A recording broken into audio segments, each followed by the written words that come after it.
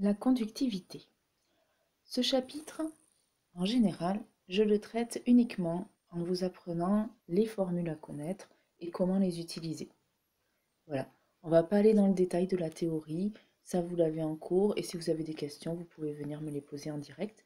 Mais là, ce qui est important et les seules choses qu'on vous demande de savoir faire en général, c'est d'utiliser les formules. Alors, quelles formules?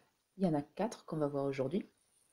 La loi d'Ohm, que vous avez déjà vu au collège, c'était il y a longtemps, qui dit que la tension U est égale à R fois I étant l'intensité, U est en volts, R c'est la résistance en ohms et I l'intensité en ampères.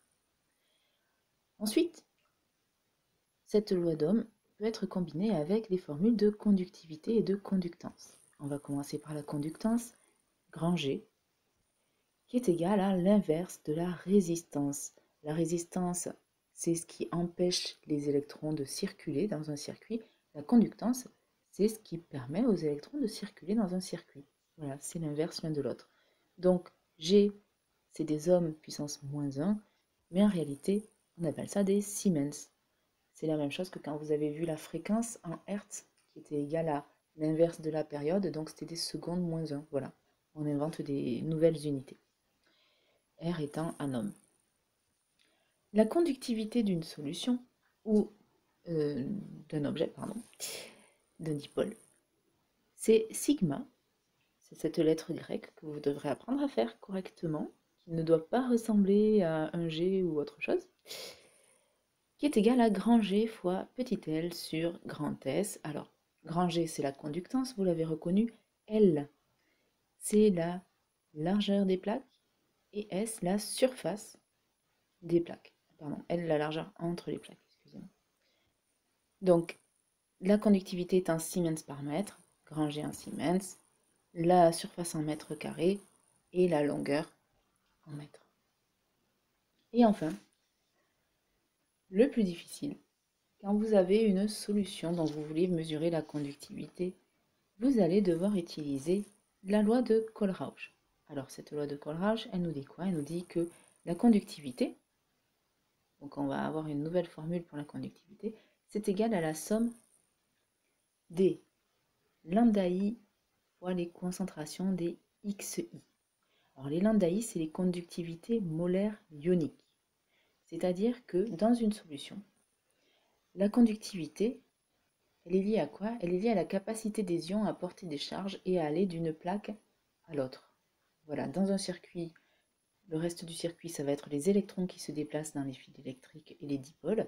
Et dans une solution, c'est les ions qui vont se déplacer. Donc chaque ion a une certaine taille, un certain encombrement, il va pouvoir donc circuler à une certaine vitesse maximale.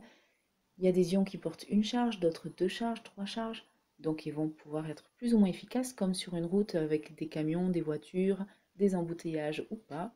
Voilà, il faut imaginer ça. Et donc on a cette formule qui nous permet de retrouver la conductivité d'une solution.